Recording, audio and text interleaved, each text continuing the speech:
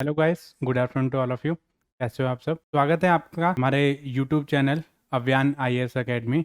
My self Vedveer Yadav. हम लोग एक नई सीरीज़ कर रहे हैं इंटरनेशनल बिजनेस की। इसके ऑलरेडी 3 पार्ट हमारे अपलोड हो चुके हैं। तो उसमें हमने उसका जो बेसिक इंट्रोडक्शन है वो हम लोग कवर कर चुके हैं। उसका जो importance, nature, need, requirement, advantage, disadvantage, that we already discuss. And apart from that we also discuss the process of internationalization। तो आप वो वीडियो ज़रूर देखें। और आज की जो हमारी वीडियो बहुत ही खास होने वाली है, जिसमें हम लोग डिस्कस करेंगे थ्योरीज ऑफ इंटरनेशनल ट्रेड।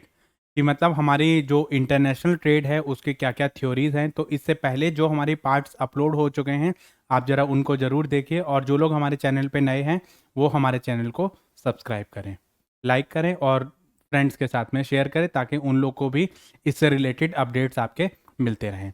सो आइए गाइस, हम लोग आज की वीडियो स्टार्ट करते हैं। ओके, तो इंटरनेशनल बिजनेस में हम लोगों ने जैसा कि देखा कि भाई जो बिजनेस है उसमें बहुत सारे मोड होते हैं, क्या क्या हम तरीके से एंट्री इसमें कर सकते हैं। तो उन सब चीज़ों के बारे में हम लोग ऑलरेडी डिस्कस कर चुके हैं। तो जो आज की जो वीडियो है वो बहुत ही खास रहने वाली है। इसमें से 1 से 2 क्वेश्चन आपको ज़रूर मिलने वाले हैं। ठीक है, इसमें आपकी मैचिंग भी आपकी आ सकती है। इसमें से मैं बताता हूँ आपको। एक तो आपकी मैचिंग का क्वेश्चन बनेगा कि थ्योरी का नाम दे देगा आपको और थ्योरी का मैचिंग दे देगा आपको और बोल देगा आपको इसमें से मैचिंग करो। दूसरा आपका स्टेटमेंट काइंड ऑफ क्वेश्चन इसमें से बनते हैं आपके, कि आपको जो है वो 2 स्टेटमेंट दे देगा और बोलेगा कि भैया 2 स्टेटमेंट है या 4 स्टेटमेंट हैं, इसमें से कौन सी स्टेटमेंट ट्रू है, कौन सी स्टेटमेंट आपकी फॉल्स है। या वो ये पूछेगा कि भाई this theory is given bye, ठीक है, वो ये पूछ सकता है कि this theory is given bye, या इनमें से कौन सा करेक्ट मैच नहीं है। आपको 3 या 4 करेक्ट मैच दे देगा आपको, या 3 मैच करेक्ट देगा, एक आपको इनकरेक्ट देगा। या वो ये पूछेगा कौन सा करेक्ट मैच है या कौन सा करेक्ट मैच नहीं है। तो इसमें आपको बाकी चाहे कुछ याद करो चाहे ना याद करो, लेकिन थ्योरी और किसने दी है ये बहुत आपकी इंपॉर्टेंट है। या वो ये पूछ लेगा इनमें से कौन सी क्लासिकल थ्योरी है, कौन सी आपकी मॉडर्न थ्योरी है। ठीक है, तो इससे रिलेटेड आपके क्वेश्चन आपके आ जाते हैं। या आपकी कौन सी स्टेटमेंट ट्रू है और कौन सी स्टेटमेंट आपकी फॉल्स है। तो ऐसे भी क्वेश्चन आपके पूछ लेता है। असर्शन रीजनिंग के भी क्वेश्चन इसमें से पूछ लेता है। तो ये बहुत इंपॉर्टेंट पार्ट हमारा आज का रहने वाला है। तो आप लोगों से रिक्वेस्ट है इस पार्ट को जरा लास्ट तक जरूर देखें, ताकि इसमें से कहीं से भी कोई भी कैसा भी क्वेश्चन अगर आपका बनता है तो वो क्वेश्चन आपका छूटे नहीं। ओके, सो आज हम लोग जो वो कवर करने वाले हैं क्या, थ्योरीज ऑफ इंटरनेशनल ट्रेड। कि हमारी जो थ्योरीज हैं इंटरनेशनल ट्रेड की, वो कौन कौन सी थ्योरीज होती हैं और किस किस तरीके से वो थ्योरीज हमारी आगे प्रपाउंड करी गई हैं। पहले वाली थ्योरी की क्या कमी थी, नई थ्योरी क्या आई, क्या बेस था उसका। अच्छा, कई बार आपकी इनमें से कुछ थ्योरी की एजम्पशन भी पूछ लेता है। ठीक है, तो आपको उनकी जो एजम्पशन है वो भी ध्यान रखनी है आपको, कि इस थ्योरी की क्या एजम्पशन है। ठीक है, तो इससे रिलेटेड भी आपको जो है वो थोड़ा सा पूछना है, कि आपको जो है कि भाई क्या क्या चीज़ है, किस किस थ्योरी की क्या क्या एजम्पशन है। तो इस टाइप का क्वेश्चन भी आपका कई बार पेपर में देखने को मिलता है। ठीक है, ओके, तो नेक्स्ट हम बात करते हैं कि हमारी जो थ्योरीज हैं ये बेसिकली बताती क्या हैं। देखो, थ्योरीज हमारी ये बताती हैं कि why we have to trade, हमें ट्रेड क्यों करना चाहिए। ठीक है, और क्या तरीके होते हैं हमारे ट्रेड के, हमारा क्या बेनिफिट है,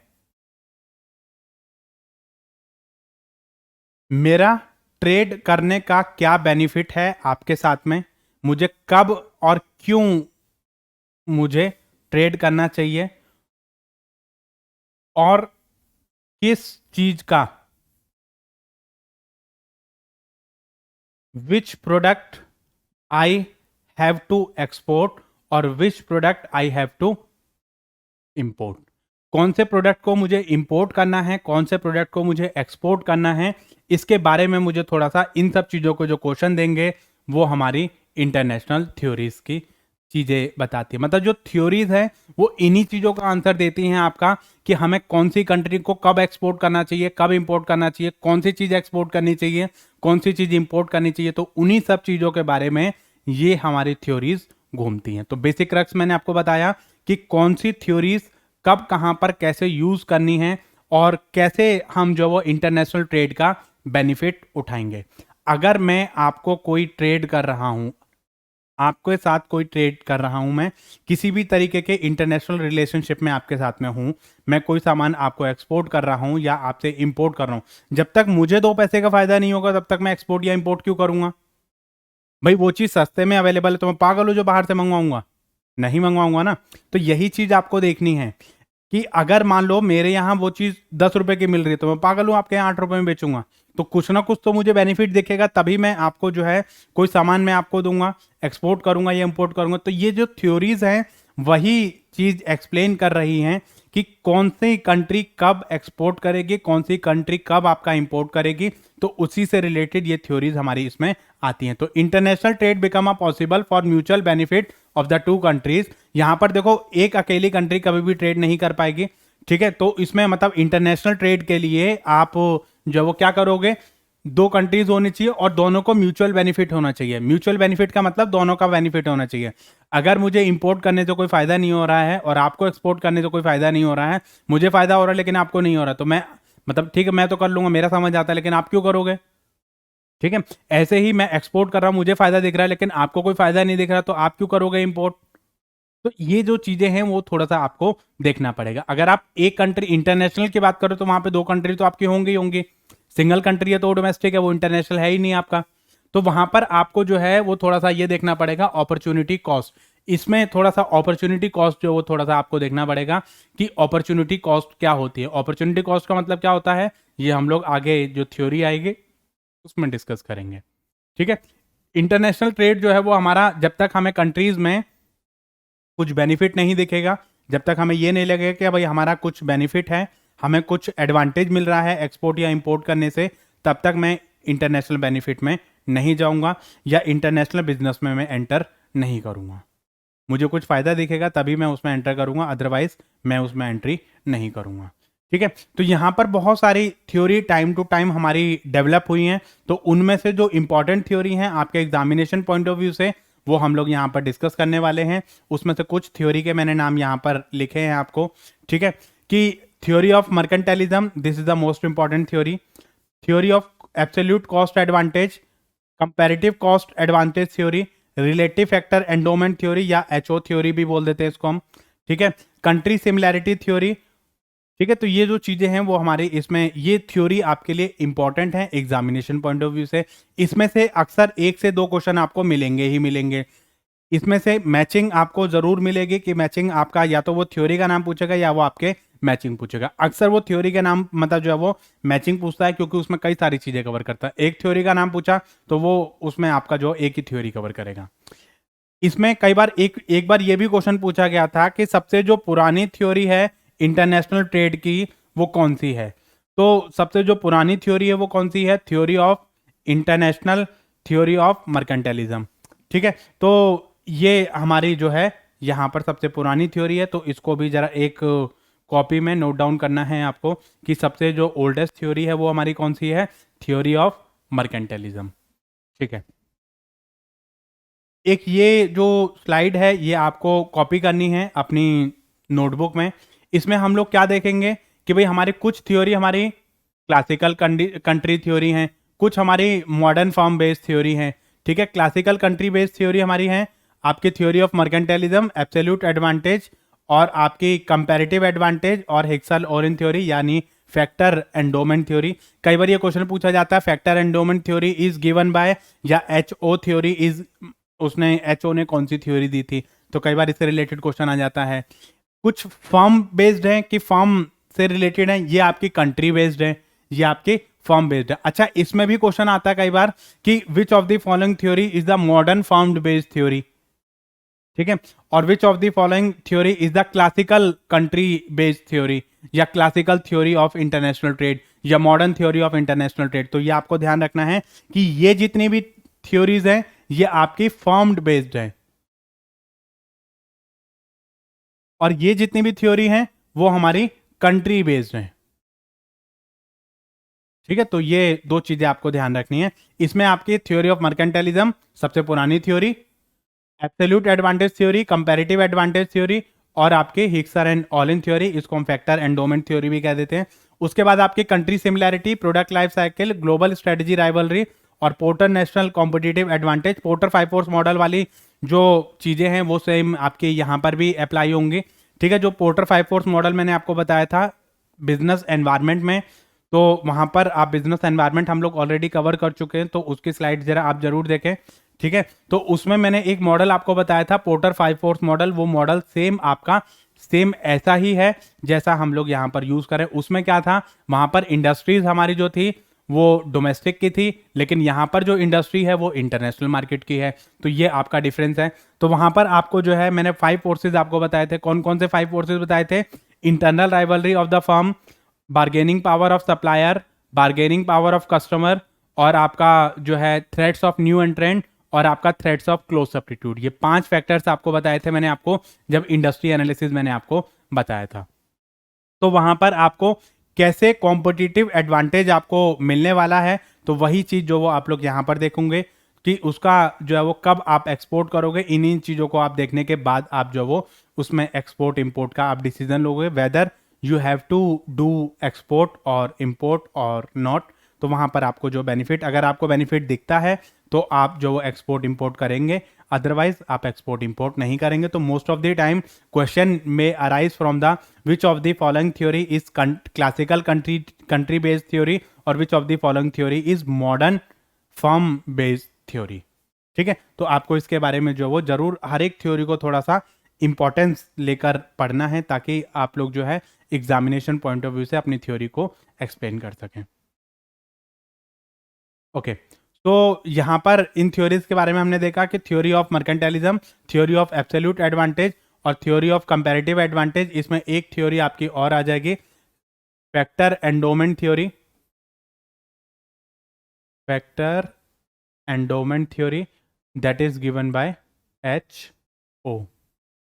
ठीक है, हिक्सर एंड ऑलिन थ्योरी, कई बार आपसे ये पूछ लेता है कि HO ने कौन सी थ्योरी दी थी, and factor endowment theory is given bye.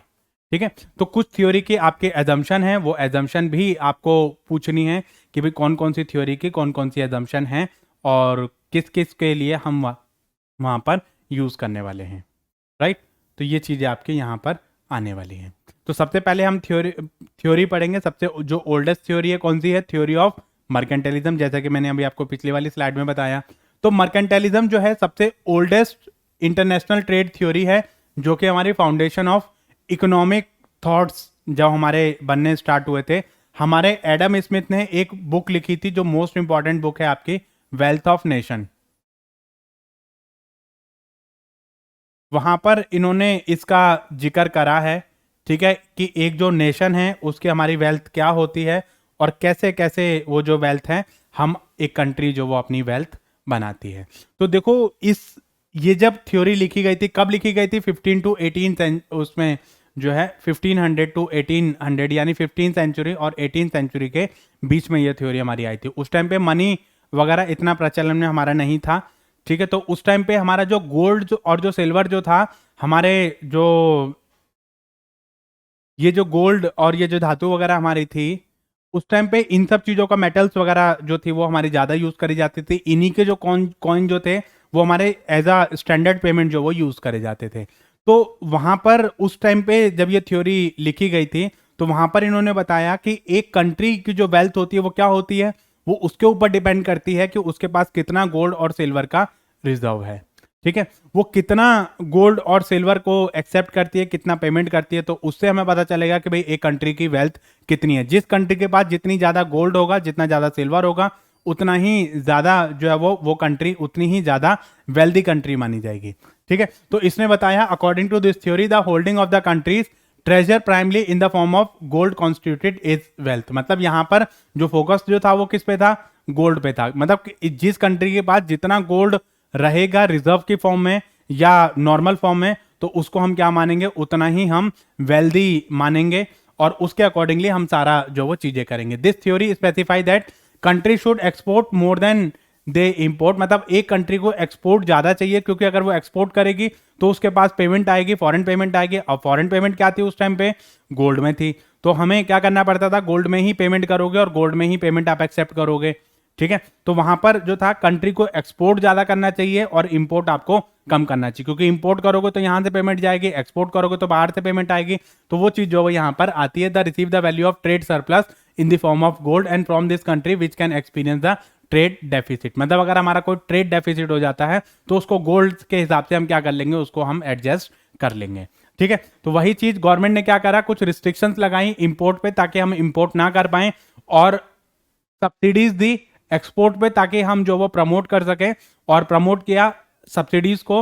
और जितना भी हमारा एक्सपोर्ट सिस्टम था वहां पर इन्होंने सारी चीजें बताई कि भाई हम उस तरीके से सब चीजों को क्या कर सकते हैं, एक्सपोर्ट करेंगे, और देखेंगे कि भाई हमारा जो एक्सपोर्ट है वो किस तरीके से होना चाहिए, ठीक है।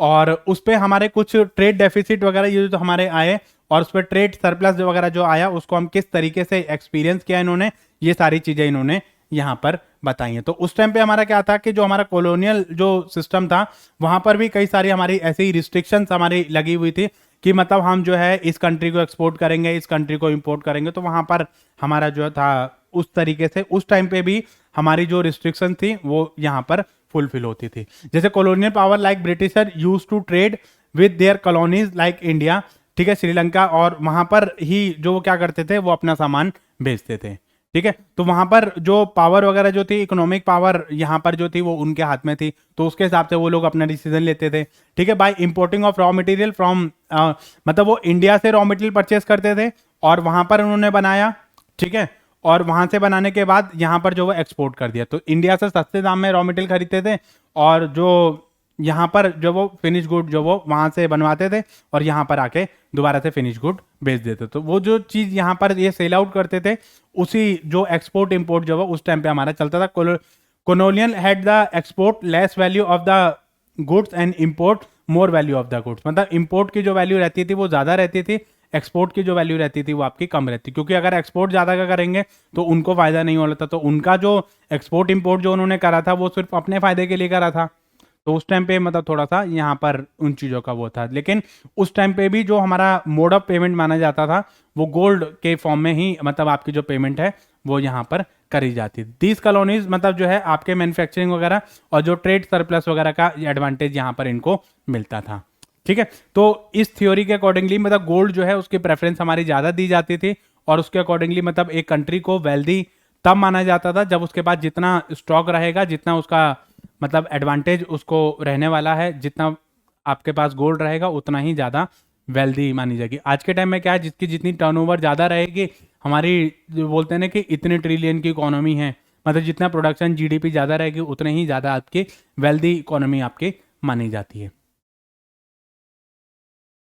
ओके, नेक्स्ट आती है आपकी theory of absolute cost advantage. ये हमारी जो थ्योरी है ये भी उसी टाइम पे लिखी गई थी, क्योंकि जब हमारा गोल्ड वगैरह का ये जो एरा था, गोल्ड मतलब जब हमारा यूनिफाइड मोड ऑफ पेमेंट में एक्सेप्ट किया जाता था, उसमें कई टाइम हमारी जो वो दिक्कत आ गई, गोल्ड की पेमेंट कैसे फिक्स करी जाए, ये दिक्कत आई।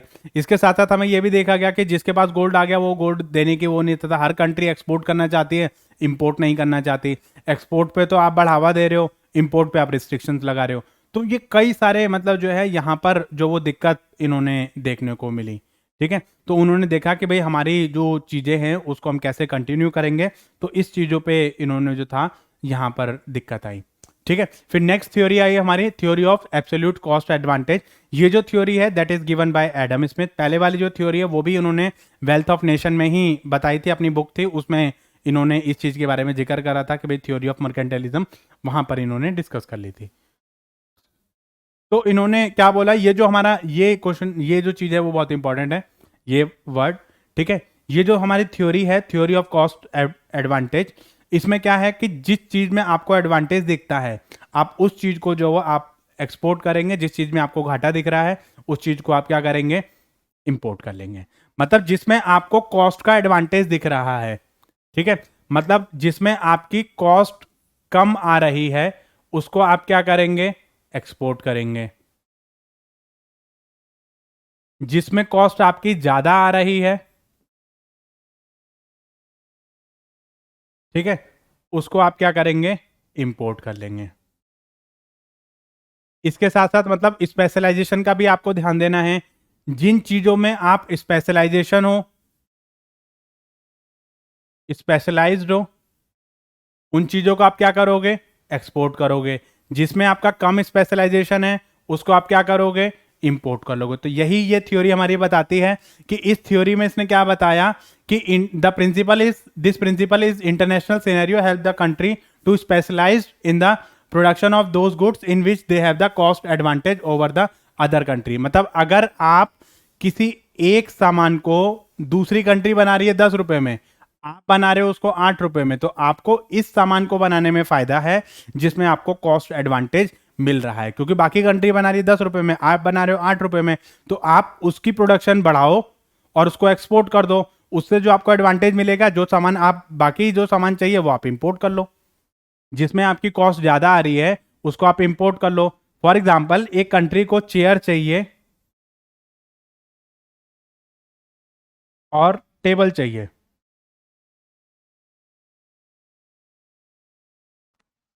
ठीक है।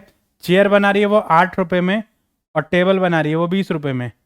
लेकिन जो चेयर है, चेयर में उसकी स्पेशलाइजेशन है,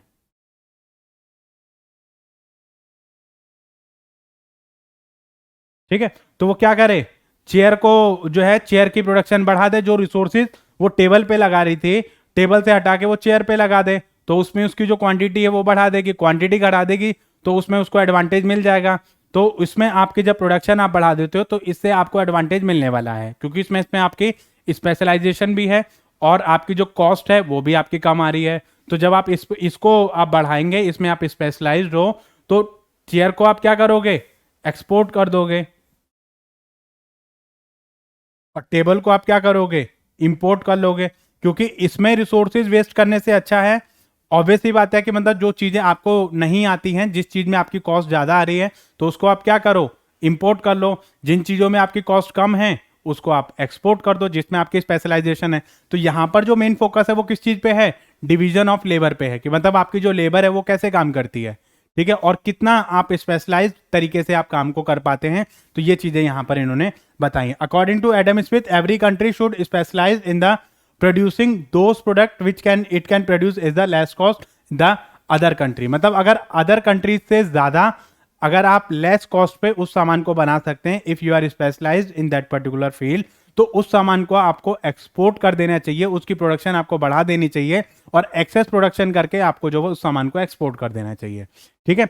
और जिनकी कॉस्ट आपकी ऑलरेडी ज्यादा आ रही है, तो आपने रिसोर्सेज तो ऑलरेडी वहां पर लगा दिए हैं दूसरी उसमें, तो उससे जो आपको एडवांटेज मिलेगा उससे आप इंपोर्ट कर लो। जो सामान में मतलब आपको बाकी जो सामान चाहिए जिसमें आपकी कॉस्ट ज्यादा आ रही है उसको आप इंपोर्ट कर लो, ठीक है। तो इसमें हमारा जो है, अच्छा, इससे आपको भी फायदा है क्योंकि आप एक्सपोर्ट कर पा रहे हैं, उनको भी फायदा है क्योंकि उनको वो सामान जो महंगा मिल रहा है और आप उनको उसके अकॉर्डिंगली सामान दे दोगे। आप भाई, आपको ये फायदा है कि भाई आपको जो स्पेशलाइजेशन है आपकी, तो आपका सामान बिक रहा है। उनको भी फायदा है कि भाई वो अपने यहाँ बनाएंगे तो उनकी कॉस्ट ज्यादा आ रही है, वो आपको 8 रुपए में जो वो सेल आउट कर सकते हैं, तो उनके यहाँ खुद मतलब 12-13 रुपए में पड़ रहा है वो, और आप स्पेशलाइज हो तो आप ज़्यादा अच्छे सामान बना पाएंगे। अगर हम जैसे फॉर एग्जांपल हमारे यहाँ क्या है कि लेबर जो है, लेबर बेस्ड हमारे प्रोडक्ट जो वो ज़्यादातर हमारे रहते हैं, हमारे लेबर सस्ती है, तो हम ऐसे सामान को बनाएं जिसमें आपकी जो वो इस तरीके से कॉस्ट का जहाँ पे एडवांटेज आपको मिल रहा है, जो चीज़ आप स्पेशलाइज तरीके से बना सकते हो उसको आप एक्सपोर्ट कर दें।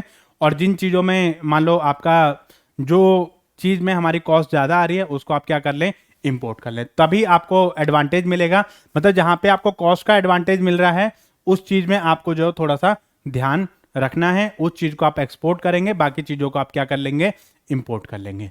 तो ये थ्योरी हमारी क्या कहती है, theory of absolute cost advantage. मतलब जहाँ पे आपको कॉस्ट का एडवांटेज मिलेगा वहां पर आप जो वो एक्सपोर्ट करेंगे उसको, जहाँ पे आपकी कॉस्ट ज़्यादा आ रही है उसको आप क्या कर लेंगे, इंपोर्ट कर लेंगे। Okay, country have the absolute cost advantage due to the following reason. किस किस किस रीजन की वजह से आपको वो मिलता है, देखो, suitability of skill of the labour of the country in producing certain product, मतलब आप सिमिलर प्रोडक्ट ही आप बनाते हो और बल्क क्वांटिटी में बनाते हो, इससे आपकी स्पेशलाइजेशन आ जाती है। तो स्पेशलाइजेशन जो लेबर है वो आपकी प्रोडक्टिव आवर्स में रहती है, और economy of scale would reduce the cost of labour per unit. अगर आप 500 यूनिट बनाते हैं तो आपकी कॉस्ट कितनी आ रही है, अगर आप 1000 यूनिट बनाएंगे तब भी आपकी कॉस्ट कितनी आ रही है, तो जो लेबर कॉस्ट है वो आपकी कम हो जाती है। बल्क में आप सामान बनाओगे तो उसमें स्पेशलाइजेशन बढ़ेगी, कॉस्ट आपकी कम हो जाएगी। अगर आप 10 सामान बना रहे हो, एक आप 100 सामान बना रहे हो, उसी चीज को आप रिपीट करते रहोगे तो आपकी जो स्पेशलाइजेशन है वो बढ़ जाएगी, आपकी गलती होने के जो चांसेस है वो कम हो जाएंगे। ठीक है, तो इसमें हमारी कुछ इसके एजम्पशन थी, ये एजम्पशन बहुत इंपॉर्टेंट है। ठीक है, इससे रिलेटेड कई बार आपके जो एग्जाम है उसमें क्वेश्चन आ जाता है। पहली चीज, trade is between two country, यहां पर आपके दो कंट्री होनी चाहिए। टू कमोडिटीज, आपके दो कमोडिटी होनी चाहिए, 2x2 का मॉडल रहता है, दो कंट्री दो commodity. Free trade exit between the country, मतलब दो कंट्रीज के बीच में फ्री ट्रेड है, उसमें कोई दिक्कत आपकी नहीं है। और the only element of the cost of production is labour, मतलब यहां पर जो फोकस है वो हमारा किस चीज का है, लेबर का हमारा ज्यादा फोकस रहेगा। लेबर के अकॉर्डिंगली हम जो सारी चीजें हैं वो अपनी डिसाइड कर पा रहे हैं। तो इसकी जो एजम्पशन है वो बहुत इंपॉर्टेंट है, कई बार इसके एजम्पशन आपके पूछ लेता है। विच of the following is the assumption of international trade theory. ठीक है, आपके एब्सोल्यूट कॉस्ट एडवांटेज थ्योरी का आपकी जो है वो थ्योरी की एजम्पशन है, कौन सी इसकी एजम्पशन नहीं है। ठीक है, तो इसमें सबसे पहले चीज क्या बताई मैंने आपको, दो कंट्री दो प्रोडक्ट। ठीक है, टू कमोडिटीज हैं आपके। अब मान लो वही चीज मैं आपको वो कर रहा हूं, अगर मान लो मैं टेबल को एक्सपोर्ट करूंगा तो टेबल इंपोर्ट थोड़ी करूंगा। आप ये भी चीज सोचो ना कि दो कमोडिटी होनी चाहिए, दो कंट्री होनी चाहिए। एक चीज वो जो मैं एक्सपोर्ट करूंगा, एक चीज वो जो मैं इंपोर्ट करूंगा। ठीक है, अगर मान लो मेरे यहाँ 10 रुपए में कोई कॉस्ट आ रही है, बाहर की वो कंपनी 8 रुपए में मुझे दे रही है, तो मैं 8 रुपए वाली चीज खरीद लूंगा। जो चीज मैं 8 में बना के 10 में बेच सकता हूं, तो मैं जो उसके हिसाब से मैं उसको वो करूंगा। ठीक है, तो यहां पर फ्री ट्रेड रहेगा हमारा, और कॉस्ट ऑफ प्रोडक्शन जो है वो आपकी ज्यादातर जो किस पे बेस्ड है, आपके लेबर जो है वो आपका एक एलिमेंट है। 2 into 1 एलिमेंट जो हमारा क्या रहेगा, एक ही एलिमेंट आपका रहेगा। 2 into 1 इंप्लीकेशन हम कहां पर यूज करेंगे, this theory has the following implication. पहली चीज, by trading two country can have the more quantity of both the product, कि मतलब इसमें हम जो क्वांटिटी वगैरह अगर बढ़ाने के लिए, हर कंट्री अपनी अपनी क्वांटिटी बढ़ाना चाहती है, एक्सपोर्ट को बढ़ाना चाहती है, तो वो एक्सपोर्ट कैसे बढ़ाएंगे, वो इस थ्योरी को यूज करके बढ़ा सकते हैं। स्टैंडर्ड ऑफ लिविंग आपका जो दोनों कंट्रीज का इंक्रीज होगा। ठीक है, दोनों कमोडिटीज को, मतलब कंट्री को कमोडिटी आपकी मिल जाएंगी। आपको जैसे मान लो आपके पास चेयर थी, तो आपने चेयर को एक्सपोर्ट कर दिया, आप टेबल को इंपोर्ट कर लोगे तो आपके पास चेयर भी आ गई और टेबल भी आ गई। दूसरी कंट्री आपको जो वो टेबल एक्सपोर्ट कर रही है और चेयर आपकी इंपोर्ट कर रही है, तो उसको भी दो चीजें मिल गई, आपको भी दो चीजें मिल गई। तो ये आपका भी फायदा है और उनका भी फायदा है। ठीक है, inefficiency in producing certain product is in some country can be avoided. जो सामान आप नहीं बना सकते, जिसकी कॉस्ट आपकी ज्यादा आ रही है, तो वो इनएफिशिएंसी भी इसकी वजह से ढक जाती है। ठीक है, उसको आप इंपोर्ट कर लो, कोई जरूरी थोड़ी है कि आप सारी चीजें बनाओ। ठीक है भाई, जिसमें आपकी स्पेशलाइजेशन है आप उसमें सारे रिसोर्सेज एम्फेसिस कर दो, बाकी चीजों में आप जो उन चीजों को कर लो। जैसे यूजीसी नेट एग्जाम की मैं बात करूं, आपके जो 13 to 14 यूनिट्स हैं, ठीक है, आप 13 to 14 यूनिट्स में मैं ये नहीं कह रहा कि आप सारी यूनिट्स करो। ठीक है, इसमें आप क्या करोगे, इसमें आप जो है वो सारी यूनिट्स ना करके आप ऐसी यूनिट जो वो आप फोकस करो जो जो आपका स्ट्रॉन्ग पॉइंट है, आप उन पे ज्यादा फोकस करो। जो रेस्ट ऑफ द यूनिट्स हैं उसमें से आप क्या करो, उसमें से सिलेक्टिव टॉपिक्स आप कर लो, क्योंकि टॉपिक्स रिपीट होते हैं, क्वेश्चंस रिपीट नहीं होते, टॉपिक्स आपके अक्सर रिपीट होते हैं उसमें। ठीक है, तो टॉपिक्स आपको पता रहते हैं कि भाई इन टॉपिक्स में से हमारा एग्जाम आने वाला है, तो उसी के अकॉर्डिंगली हम जो वो अपनी यहाँ पर तैयारी करेंगे। तो इसमें आपको जो इनएफिशिएंसीज हैं वो हम यहाँ पर खत्म कर सकते हैं। इसके साथ साथ हमारी जो ग्लोबल एफिशिएंसीज हैं और जो इफेक्टिवनेस है वो भी आपकी बढ़ जाएंगी, मतलब आपका जो एक्सपोर्टिंग सिस्टम है वो बढ़ जाएगा और बाहर की जो कंट्रीज हैं उसका भी एक्सपोर्टिंग सिस्टम बढ़ जाएगा। ठीक है, आप भी एक्सपोर्ट कर पाओगे और आप इंपोर्ट भी कर पाओगे। ठीक है, global level productivity and other resources productivity can be maximize, मतलब आपकी जो लेबर और उसकी जो प्रोडक्टिविटी है वो आप ग्लोबल लेवल पे इंक्रीज कर सकते हो। तो यहाँ पर हम इसको जो है एडवांटेज आपको यहाँ पर मिलने वाला है, राइट। ओके, नेक्स्ट है आपकी comparative cost advantage theory. Comparative cost advantage theory से रिलेटेड भी आपका अक्सर क्वेश्चन आ जाता है। ठीक है, एब्सोल्यूट एडवांटेज थ्योरी, ठीक है, या आपकी जो है इसमें हमारी कंपैरेटिव कॉस्ट थ्योरी में थोड़ा सा आप देखोगे, ये हमारी रिकार्डियन अप्रोच भी हम इसको कह देते हैं। This theory is given by David Ricardo.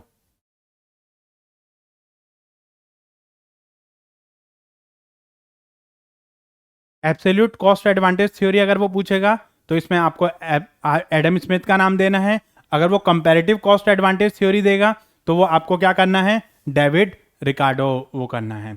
अच्छा, यहां पर जो है वो जो थ्योरी, यहां पर आपका रोल आएगा किसका, अपॉर्चुनिटी कॉस्ट का।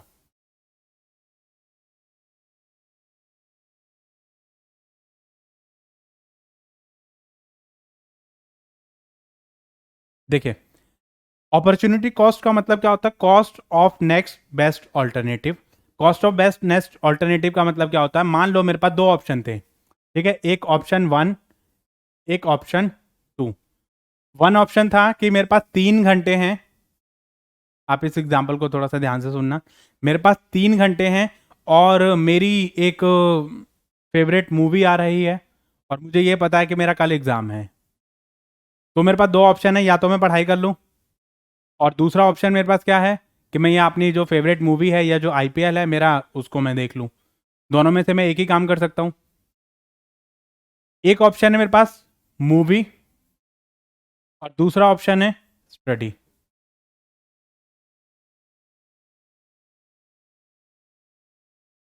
अब मैं कौन से ऑप्शन को चूज करता हूं, ये मेरे ऊपर डिपेंड करता है, ठीक है। तो यहां पर मैं क्या करूंगा कि मान लो मैं अगर मैं मूवी को चूज करता हूं तो मेरी स्टडी छूट जाएगी, अगर मैं स्टडी को चूज करता हूं तो मेरी मूवी छूट जाएगी। मैं एक ऑप्शन को गेन करने के लिए कहीं ना कहीं मैं दूसरी चीज को सेक्रीफाइस करूंगा। तो एक ऑप्शन मैंने गेन करा है, उसके बदले में दूसरा सेक्रीफाइस मैंने क्या किया है, मतलब एक अगर मैंने मूवी का ऑप्शन लिया है तो मैंने स्टडी को सेक्रीफाइस कर दिया, स्टडी का ऑप्शन ले लिया तो मैंने मूवी को सेक्रीफाइस कर दिया। तो कहीं ना कहीं मतलब आप सेक्रीफाइस करो, वो जो सेक्रीफाइस आप कर रहे हो उसकी जो कॉस्ट अगर हम निकालें तो उस कॉस्ट को हम बोलते हैं कॉस्ट ऑफ अपॉर्चुनिटी या अपॉर्चुनिटी कॉस्ट। तो यहां पर ये चीज हमारी आती है कि अगर हम जैसे मान लो चेयर मैंने बनाई, चेयर के बदले में मुझे एक एडिशनल यूनिट बढ़ाने के लिए, या मैं चेयर की प्रोडक्शन अगर मैं बढ़ाता हूं तो मुझे कितनी टेबल का सेक्रीफाइस करना पड़ेगा, तो वो मुझे देखना पड़ेगा। अगर जिन चीजों के लिए मुझे कम सेक्रीफाइस करना पड़ेगा उनको मैं एक्सपोर्ट करूंगा, और जिन चीजों के लिए ज्यादा सेक्रीफाइस करना पड़ेगा उसको मैं क्या करूंगा, इंपोर्ट करूंगा। तो ये चीज जरा ध्यान से सुनना, जिन चीजों के लिए मेरी अपॉर्चुनिटी कॉस्ट ज्यादा आ रही है उन चीजों को मैं इंपोर्ट कर लूंगा, जिन चीजों के लिए मेरी अपॉर्चुनिटी कॉस्ट कम आ रही है उन चीजों को मैं क्या कर दूंगा, एक्सपोर्ट कर दूंगा। मतलब जिनके लिए अपॉर्चुनिटी कॉस्ट आपकी ज्यादा आ रही है उसको आप क्या करोगे, एक्सपोर्ट करोगे। अपॉर्चुनिटी कॉस्ट जिनके लिए ज्यादा आ रही है उसको आप एक्सपोर्ट नहीं करोगे, उसको आप इंपोर्ट करोगे, ठीक है। और जिनके लिए अपॉर्चुनिटी कॉस्ट मेरी कम आ रही है उसको मैं क्या करूंगा, एक्सपोर्ट करूंगा, ठीक है। तो ये चीज मुझे थोड़ा सा यहां पर देखनी पड़ेगी कि अगर मैं एक एडिशनल यूनिट बना रहा हूं तो उसके लिए मुझे कितनी यूनिट को सेक्रीफाइस करना पड़ रहा है। अगर मुझे मान लो ज्यादा यूनिट को सेक्रीफाइस करना पड़ रहा है तो मैं बाहर से उसको क्या करूंगा, इंपोर्ट कर लूंगा। अगर मुझे कम यूनिट को सेक्रीफाइस करना पड़ रहा है तो मैं अपना उसको जो वो प्रोडक्शन अपनी बढ़ाऊंगा और प्रोडक्शन बढ़ा के एक्सपोर्ट कर दूंगा। तो ये जो चीज़ है वो मेरी यहाँ पर इस सिचुएशन को और डेवलपमेंट को बताएगा कि मैं कब जो है सिचुएशन मेरी क्या रहेगी, किसके लिए मैं क्या एडवांटेज अपना देखूंगा। इसकी भी कुछ एजम्पशन है, there is existence of full employment, full employment आपके होनी चाहिए, मतलब रिसोर्सेज आपके फुली यूटिलाइज होने चाहिए और एम्प्लॉयमेंट लेवल आपका हाईएस्ट होना चाहिए। The only element of cost of production is labour, यहां पर भी लेबर ही एलिमेंट है और वहां पर भी लेबर ही एलिमेंट था। There is no trade barrier, मतलब फ्री ट्रेड है आपका, कोई ट्रेड बैरियर आपका आपस में नहीं है, पहले वाली थ्योरी में भी यही था, ठीक है। Trade is free from the cost of production, cost of production का मतलब ऐसा कोई रोल यहां पर नहीं है, ठीक है। उसमें मतलब जो है फ्रीली मूवमेंट आपका रहेगा। Trade take place between two countries, only two product is traded, there is no cost of transportation, मतलब ट्रांसपोर्टेशन कॉस्ट वगैरह भी आपके यहां पर इंक्लूड नहीं है, मतलब मेरा जब मन करे तब मैं उसको आराम से वहां पर भेज सकता हूं। तो ये एजम्पशन जो है वो ऑलमोस्ट पहले वाले की तरह सिमिलर है। एक ये वाली जो एजम्पशन है वो आपकी बढ़ गई है और एक ये वाली एजम्पशन आपकी बढ़ गई है, बाकी ऑलमोस्ट आपकी सेम है पहले वाली थ्योरी की तरह, ठीक है। तो यहां पर आपको चीजें समझ आ गई आपको। अगर अपॉर्चुनिटी कॉस्ट जिनकी ज्यादा आ रही है किसी चीज को सेक्रीफाइस करने के लिए, अब जैसे मान लो एक टेबल को, एक चेयर को बढ़ाने के लिए मुझे 10 टेबल सेक्रीफाइस करनी पड़ रही हैं और एक टेबल बढ़ाने के लिए मुझे 3 चेयर सेक्रीफाइस करनी पड़ रही हैं। तो मैं क्या करूंगा, चेयर को मैं मतलब जो है एक चेयर बढ़ाने के लिए मुझे 10 टेबल सेक्रीफाइस करनी पड़ रही हैं, और एक टेबल बढ़ाने के लिए मुझे 3 चेयर सेक्रीफाइस करनी पड़ रही हैं। तो मैं क्या करूँगा, चेयर को मैं इंपोर्ट कर लूँगा और टेबल को मैं एक्सपोर्ट कर दूंगा, क्योंकि यहाँ पर मेरी जो अपॉर्चुनिटी कॉस्ट है वो ज़्यादा आ रही है। जब अपॉर्चुनिटी कॉस्ट आपकी ज़्यादा आएगी तो आप क्या करोगे, इंपोर्ट कर लोगे। यहाँ पर मैं इसको जो वो इसकी प्रोडक्शन करूँगा, क्योंकि इसको मुझे कम सेक्रीफाइस करना पड़ रहा है, तो मैं इसकी प्रोडक्शन बढ़ाऊंगा टेबल की, और उसको मैं क्या करूँगा, मैं यहाँ से एक्सपोर्ट कर दूंगा। क्योंकि अपॉर्चुनिटी कॉस्ट जहाँ पर मेरी कम रहेगी उसको मैं एक्सपोर्ट करूंगा, और अपॉर्चुनिटी कॉस्ट जहाँ पर मेरी बढ़ेगी उसको मैं क्या करूंगा, इंपोर्ट करूंगा। राइट, तो ये चीज़ें मेरी यहाँ पर रहने वाली है। ओके, नेक्स्ट आपका क्या रहेगा कि जो कंपैरेटिव कॉस्ट एडवांटेज थ्योरी है वो हमारी बताती है country should produce and export those product which is relatively more productive than the other country.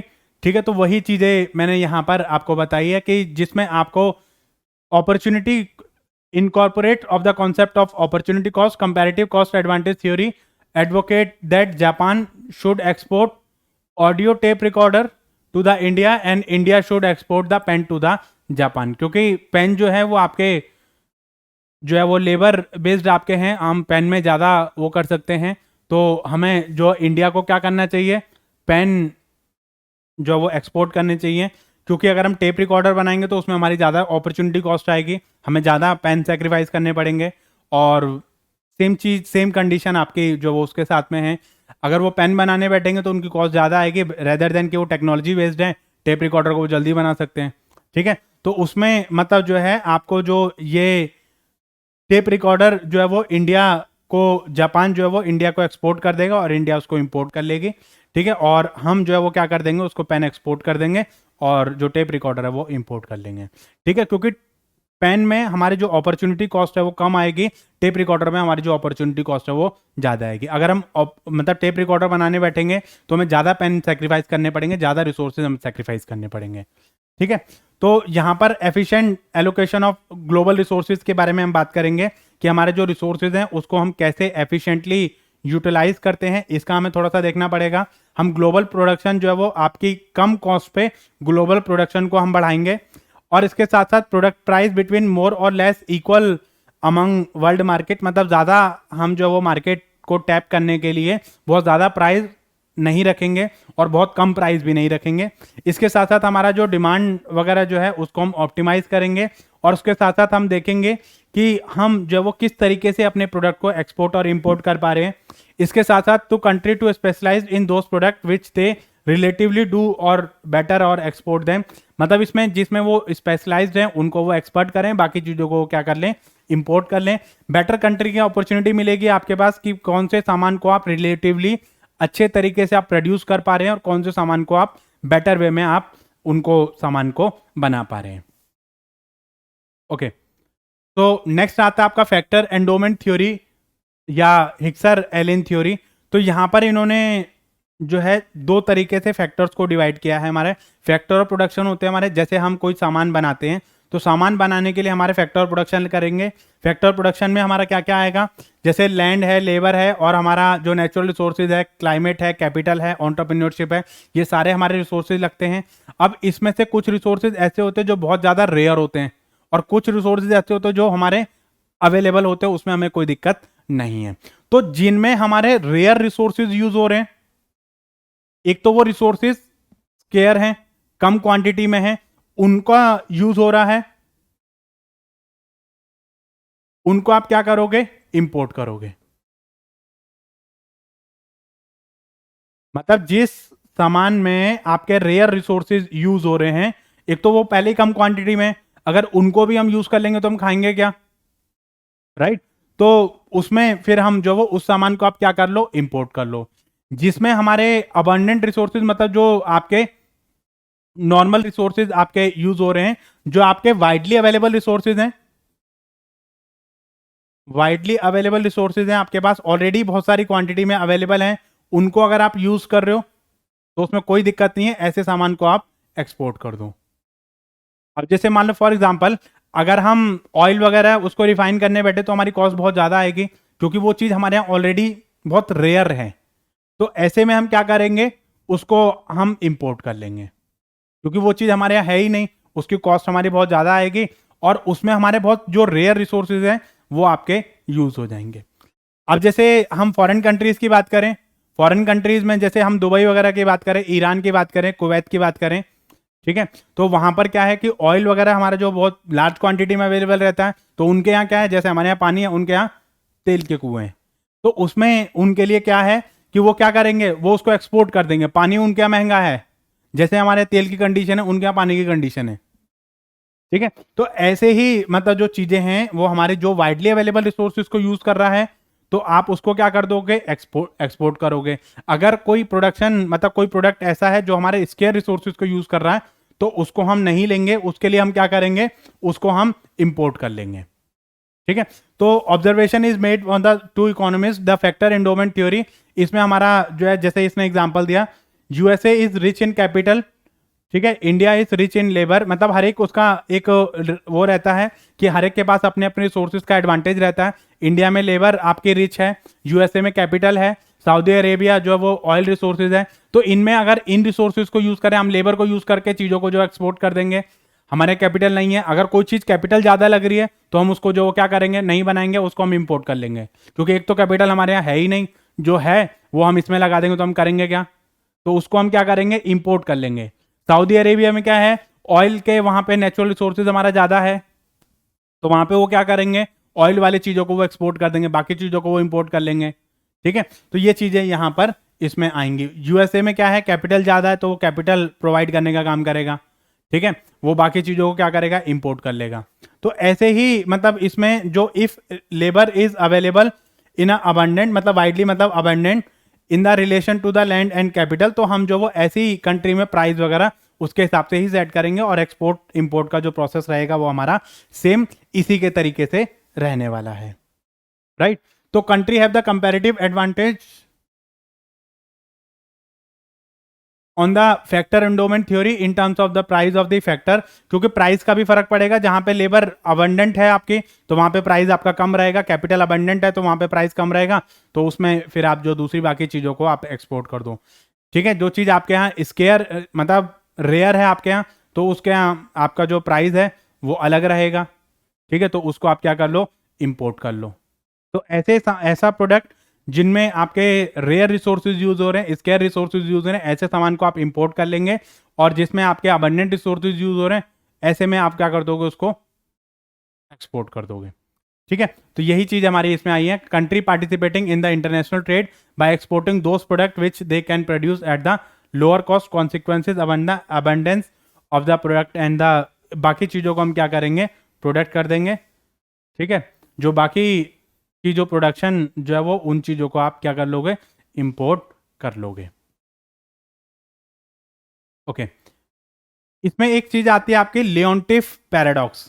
Leontief paradox का कई बार आपसे जो वो क्वेश्चन आपका पूछ लेता है, क्या होता है लियोन्टिफ पैराडॉक्स, मतलब यहाँ पे कुछ सरप्राइजिंग एस्पेक्ट हमारे रहते हैं लेबर कैपिटल रिलेशनशिप को लेके इंटरनेशनल ट्रेड में, ठीक है, कि मतलब कुछ हमारे पैराडॉक्स जो सिचुएशन है, मतलब डाइसी वाली सिचुएशन हमारी यहाँ पर हो जाती है, मतलब ऐसा हमें लगता है पर हर जगह ये अवेलेबल नहीं होता। जैसे हमारा डायमंड वाटर पैराडॉक्स है, बेशक चाहे हमें डायमंड जो वो ज़्यादा सेटिस्फेक्शन देता है, लेकिन पानी से ज़्यादा नहीं देता। पानी की जो क्वांटिटी है और उसका मतलब जो काम पानी कर सकता है वो डायमंड नहीं कर सकता है। पानी की प्राइस कम, वाटर का जो प्राइस है वो कम होते हुए भी वो ज़्यादा सेटिस्फेक्शन देता है। डायमंड की जो प्राइस है वो ज़्यादा होती है, लेकिन फिर भी वो इतनी सेटिस्फेक्शन नहीं दे पाता है जितना पानी देता है, ठीक है। तो इसमें हमें क्या करना पड़ेगा, थोड़ा सा इन सब चीज़ों के बारे में आपको ध्यान रखना पड़ेगा। तो उसको बोलते हैं डायमंड वाटर पैराडॉक्स। वो जब मैं इकोनॉमिक्स पढ़ाऊंगा तब आपको बताऊंगा कि डायमंड वाटर पैराडॉक्स आपका क्या होता है, तो उससे भी आपको चीज़ें आती हैं। देखो लियोन्टिफ जो है एक पर्सन थे जिन्होंने ये चीज़ ऑब्जर्व करी थी, US export the labour intensive compare with the US import. तो इसमें क्या कहता है कि यूएस जो है वो एक्सपोर्ट करता है labour intensive product as compare to, export ज्यादा करता है एज कंपेयर टू इंपोर्ट, ठीक है। तो इसमें इन्होंने क्या बताया, it is assume that US has the abundant capital relative product. मतलब कई बार चीजें हमें लगता है कि भाई जो चीज हमारे पास एक्सपोर्ट करने के लिए जो चीज हमारे पास ज्यादा है, अबंडेंट रिसोर्सेज है हमारे पास, लेकिन रियल सिचुएशन कुछ और कह रही है। इसमें क्या बोला है कि लेबर इंटेंसिव प्रोडक्ट को ज्यादा एक्सपोर्ट करता है जबकि उसके पास कैपिटल जो है वो अबंडेंट रिसोर्सेज में है देन इंपोर्ट। तो ये हमारा क्या हो गया, एक पैराडॉक्स हो गया। क्या पैराडॉक्स? उसमें मैंने आपको पहली चीज आपको बताई थी कि जो चीज हमारी अबंडेंट रिसोर्सेज में है, तो यूएसए के पास अबंडेंट आपका क्या है, कैपिटल है, लेकिन रियल सिनेरियो हमारा क्या कहता है, रियल सिनेरियो ये कहता है कि वो उन सामान को एक्सपोर्ट करता है जो लेबर इंटेंसिव है, जबकि उसको करना चाहिए कैपिटल इंटेंसिव को। तो ये जो चीजें हैं वो थोड़ी सी हमारे लिए क्रिटिकल हो जाती हैं। Therefore, this surprising finding is known as Leontief paradox. This is because variation of the labor skill, क्योंकि कई जो हमारे यहाँ जो लेबर है उसकी स्किल्ड अलग है, उनके यहाँ की जो लेबर है वो स्किल्ड अलग है। अब हमारे यहाँ की जो लेबर है वो गधा मजदूरी कर सकती है, लेकिन जो फॉरेन कंट्री है वो गधा मजदूरी नहीं कर सकती, वो जो वो क्या करेगी, वो स्किल्ड पे काम करेगी। फॉरेन कंट्री स्किल्स पे काम करती है, और हमारे यहाँ मतलब स्किल्स वगैरह पे इतनी टेक्नोलॉजी नहीं है, इतनी इन्वेस्टमेंट हम लोग नहीं कर पाते हैं। तो यहाँ पर हमारी जो advance country have to higher labour skills compare to the developing country. तो वहां की जो लेबर की स्किल है, वहां की जो लेबर है और हमारे यहाँ का जो लेबर है, उसमें बहुत जमीन आसमान का अंतर मिलेगा। तो इस पैराडॉक्स को हम क्या बोलते हैं, लियोनटिफ पैराडॉक्स। आई होप ये चीज आपको समझ आ गई होगी कि भाई लियोनटिफ पैराडॉक्स आपका क्या होता है और आपकी कंपैरेटिव कॉस्ट क्या होती है, एब्सोल्यूट एडवांटेज कॉस्ट क्या होती है आपकी, और आपको जो है HO थ्योरी या हमारी फैक्टर एंडोमेंट थ्योरी हमारी क्या होती है। तो इससे रिलेटेड आपके क्वेश्चन जो वो एग्जाम में आ जाते हैं। नेक्स्ट आता है आपका country similarity theory. Country similarity theory का मतलब क्या होता है, कई बार आपकी जो है कुछ चीजों में हम लोगों ने देखा कि मतलब ऐसा नहीं है कि जिन चीजों में हम कोई सामान बना रहे तो हम दूसरी जो है वो उसको सामान, दूसरी कंट्री को हम सामान नहीं भेजेंगे। डेवलप कंट्री क्या डेवलप कंट्री के साथ में बिजनेस नहीं करती है, करती हैं और खूब करती हैं। तो वही चीज इन्होंने बोला कि कंट्री सिमिलैरिटी थ्योरी मतलब आप एडवांस कंट्री और दूसरी एडवांस कंट्री के साथ में जो वो बिजनेस अपना कर रही हैं, ठीक है। तो अब जैसे मतलब इन्होंने एग्जांपल दिया, मतलब इंट्रा इंडस्ट्री में आपका वो रहता है, टू कंट्रीज हैं आपके, intra industry trade amounted nearly 40% of the world. For example Japan export Toyota cars to the Germany, ठीक है। जापान जो है वो भी एक क्या है, डेवलप्ड कंट्री है, और जर्मनी जो है वो भी एक डेवलप कंट्री है, जबकि वो उसको जर्मनी जो है वो उस चीज को बना सकते हैं, लेकिन जापान की अपनी स्पेशलाइजेशन है। तो वो क्या करते हैं, एक कंट्री दूसरी कंट्री को जो चीजें हैं वो एक्सपोर्ट कर रही है। वो क्या कर रही है, टोयोटा कार जो है वो उसको एक्सपोर्ट कर रही है, और जर्मनी जो है वो उसको क्या दे रही है, स्वीडिश, मतलब इसमें आपको जो है ये आपको BMW कार इनको प्रोवाइड कर रही है, ठीक है। क्या दिक्कत है, तो इसमें मतलब ठीक है भाई, टोयोटा की अपनी इंपॉर्टेंस है, इसकी अपनी इंपॉर्टेंस है। Toyota is also very specialised company, और BMW is also very specialised company. तो यहां पर जो है इन्होंने चीजें ये चीज एक्सेप्ट करी थी यहां पर कि भाई इस तरीके से ये जो जहां पर कंट्री में सिमिलैरिटी रहेगी, डेवलप कंट्री के साथ में डेवलपिंग के साथ में जो वो आपकी कर रही है, जैसे पाकिस्तान है, पाकिस्तान भी डेवलपिंग है, और हम इंडिया जो है वो भी डेवलपिंग है, हम उसको कोई एक्सपोर्ट कर रहे हैं, वो हमें कोई चीज़ एक्सपोर्ट कर रहा है, तो ठीक है भाई, हम उनसे जो लेना देना अपना कर सकते हैं। डेवलपिंग को डेवलप जो है वो डेवलप को इस तरीके से भी आप जो वो इंटरनेशनल जो लेवल है उस पर आप अपना इंप्रूव कर सकते हैं, ठीक है। तो ये जो थ्योरी दी थी वो लेंडर ने दी थी, ठीक है। उन्होंने क्या बताया, the country has the same stage of economic development, मतलब दोनों का जो इकोनॉमिक डेवलपमेंट है वो क्या है, सेम है। जब इकोनॉमिक डेवलपमेंट सेम है तो वो आपकी ऐसा नहीं है कि जो डेवलप कंट्री है वो डेवलपिंग को देंगी या डेवलपिंग जो वो डेवलप कंट्री को नहीं दे सकते, तो मतलब ऐसा नहीं है। वहां पर जो है वो डेवलप को भी आपका दे सकता है। जैसे India and China are same stages of economic development. तो इसमें क्या है कि जैसे कोई सामान आप उनको एक्सपोर्ट कर रहे हो और वो सामान जो वो कुछ सामान आपको दे रहे हैं। तो at this according to this theory, companies that develop the new product for the domestic market export the product to those countries that are at the same level of development, मतलब जिनको उनकी रिक्वायरमेंट है, भाई हम भी developing है, दूसरी country भी डेवलपिंग है, हमारे पास कोई सामान है तो हम उनको दे देंगे, उनके पास कोई सामान है तो वो हमको दे देंगे। मतलब सेम कंट्री की डेवलपमेंट, इकोनॉमिक डेवलपमेंट, मतलब आप ऐसा नहीं कह सकते भाई हम तो डेवलप कंट्री हैं, हम तो किसी से कोई सामान खरीदेंगे नहीं, हम तो ऑलरेडी बना सकते हैं सामान। ठीक है भाई, आप बना सकते हो, अच्छी चीज है, लेकिन आप उस कंट्री से मतलब ठीक है भैया उस लेवल का आपकी अपनी स्पेशलाइजेशन है, उनकी अपनी स्पेशलाइजेशन है। अब एक अमीर दूसरे अमीर से मतलब जो है वो एक रिच पीपल दूसरे रिच पीपल से कॉन्टेक्ट नहीं करता है, बिल्कुल करते हैं। ठीक है। तो आप ये नहीं कह सकते कि मतलब रिच जो है वो पुअर से ही कांटेक्ट करेगा या पुअर जो है वो रिच से ही कांटेक्ट करेगा, ऐसा नहीं है। मतलब पुअर पुअर से भी कांटेक्ट कर सकता है, रिच रिच से भी कांटेक्ट कर सकता है।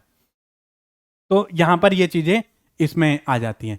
नेक्स्ट आता है product life cycle theory. Product life cycle theory हमारी ये बताती है कि हमारा जो देखो प्रोडक्ट जो है, पहले तो आप ये देखो, ये जो रेमंड वर्नन ने ये जो कॉन्सेप्ट है वो हमारा दिया था। इन्होंने क्या बताया था कि हमारा जो प्रोडक्ट है वो डिफरेंट डिफरेंट स्टेजेस पे जाता है। प्रोडक्ट हमारा कौन कौन सी स्टेजेस पे जाता है? हमारा जैसे इंट्रोडक्शन है, ग्रोथ है, मैच्योरिटी है, डिक्लाइन है, ये चार हमारी स्टेजेस रहती हैं। तो इसमें हमारा ये जो प्रोडक्ट है वो क्या कहता है कि ये थ्योरी हमारी ये बताती है कि एज पर दिस थ्योरी कि मतलब एक टाइम हमारा ऐसा था कि जिस टाइम पे प्रोडक्ट हमारा न्यूली स्टार्ट हुआ है तो उस टाइम पे आपकी डिमांड कम रहेगी। जैसे हमारा इंट्रोडक्शन है, उस टाइम पे स्टार्ट हमारी जस्ट स्टार्ट हुआ प्रोडक्ट हमारा, तो उस टाइम पे हो सकता है हमारी डिमांड कम रहे, लेकिन धीरे धीरे जैसे उसकी हमारी डिमांड बढ़ेगी तो आप अपनी उसकी प्रोडक्शन बढ़ा दो। तो धीरे धीरे मतलब जैसे उसके मतलब एकदम से ही आप बहुत ज्यादा मतलब आप ये नहीं कर सकते कि जैसे हमारा प्रोडक्शन इंट्रोडक्शन स्टेज में है तो हो सकता है इतना पॉपुलर ना हो, लेकिन धीरे धीरे जैसे उसकी डिमांड बढ़ेगी, लोगों को समझ आएगा कि भाई ये प्रोडक्ट है, यूजफुल प्रोडक्ट है, इसको हमें यूज करना चाहिए, तो लोग उसको यूज करेंगे। तो वही चीज इन्होंने बताई है। क्या बताया? As the demand of newly created product grow, the home country start exporting it to the other nation.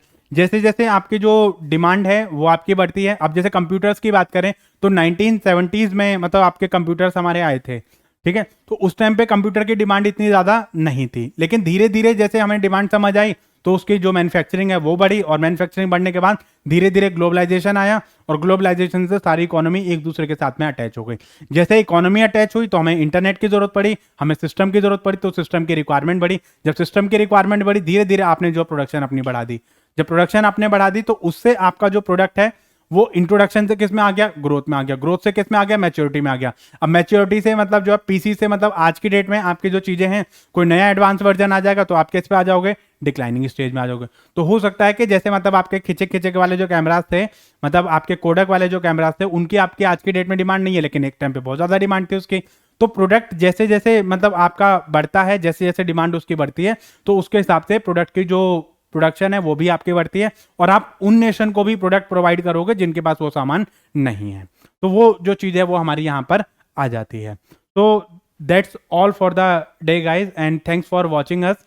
तो इसमें हम लोगों ने जितनी भी हमारी थ्योरीज हैं वो सारी हम लोगों ने कवर कर ली हैं। तो इससे रिलेटेड क्वेश्चन आपको मिलेगा एग्जाम में, और उस क्वेश्चन को आपको अटेम्प्ट करना है। इससे रिलेटेड क्वेश्चन गलत नहीं होना चाहिए। इससे रिलेटेड वीडियो में अगर आपको कोई भी डाउट रहता है, कोई भी प्रॉब्लम रहती है, देखो ये थ्योरी में बहुत अच्छे से एक्सप्लेन करी है आपको, ठीक है, बहुत ही लेमन लैंग्वेज में मैंने आपको एक्सप्लेन करी है।